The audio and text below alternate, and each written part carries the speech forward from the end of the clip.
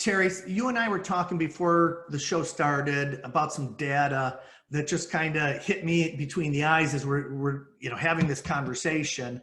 It was the percentage of the workforce by what year will be millennial and Gen Y. Is that it?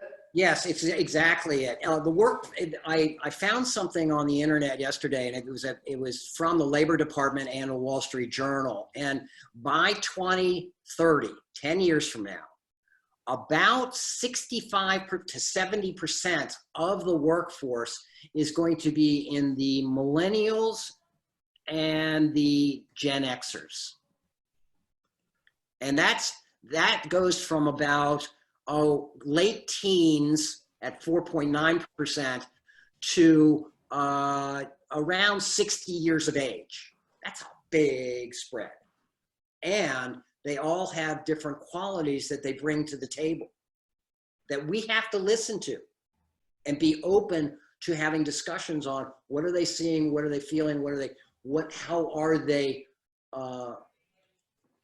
they going to address certain things that might come up, like this pandemic? Right. How are they going to work through it? So that's the part that really excites me, is getting them to start to have a conversation and be open to everybody's differences, everybody's backgrounds, and seeking to understand what's going on in the global sense. And I'm going to use Kindle as in sparking a learning conversation between multiple generations. It would just be fabulous to see that. And that's one of the things that we as coaches, that's part of our job. Tom, when I heard that data, I wanted to make sure that we talked about that, because we are talking about strengthening the rising generation. And Tom, one of the things you had mentioned to me was using SWOT analysis and how the power of having both generations doing SWOT analysis, on the business, so that you could see some of the things differently. Would you want to talk about that a little bit? Sure.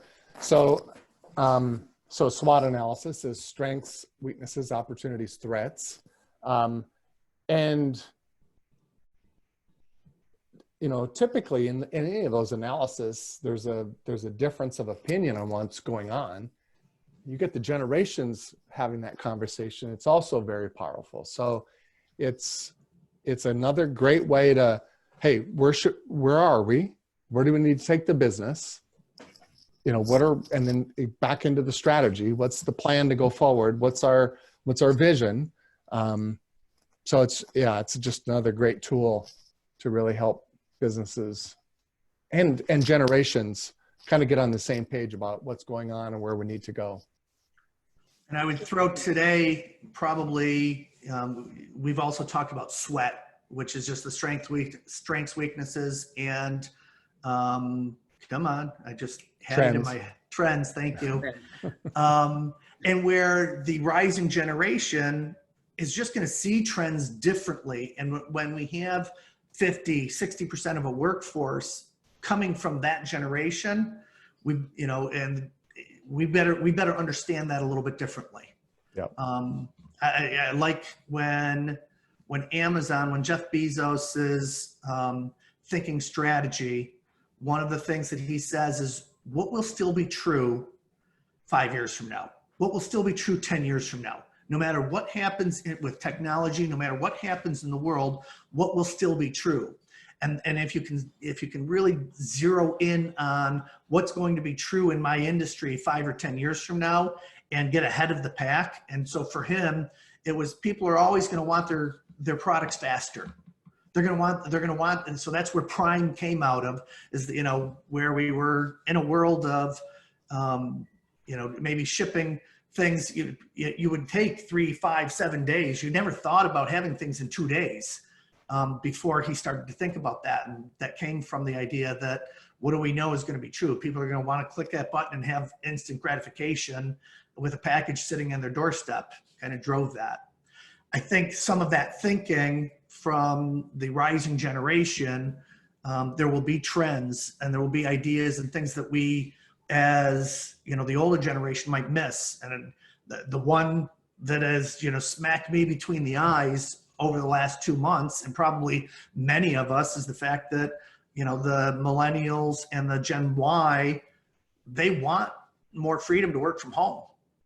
And as a guy who was an office guy, you know, for 20 years, I just didn't see how that could work and how that, you know, could be effective. And you lose all of the, you know, camaraderie and just the brain power. And now we didn't have a choice. And so having successfully navigated this period of time, I think it gets really easy to start to say, all right, maybe I need to think a little differently sometimes and be open sooner than having to wait for a pandemic to change, you know, my attitude about things. So it's powerful. Michael, it's interesting you say that, because if you look at Gen Z, which is the ones that are coming into the 20s right now, one of the things on the reports that I've seen is that interpersonal relationship dynamic is lacking in that age group. And possibly what we're talking about there is, if people are allowed to just work remotely, that the interpersonal development of relationships just is not created that way. And I think it's our job as family business coaches and consultants to make sure that those interpersonal relationships are understood, that is part of that's part of the family dynamics, the family business dynamics, and needs to be part of that strategy as well. So I just throwing that out there, because when I saw that, I'm sitting there going, wow, are they going to miss out on something that they just did not because they grew up with such a great amount of technology that we did not have when we were kids. Right. No, I think that's a really good point, Terry, is that to focus on the balance. You know, even my team has said, I miss being in the office, you know, and it's now that we've been done this for 2 months. But it would be really nice to balance those things and be open to other possibilities as we go down the road.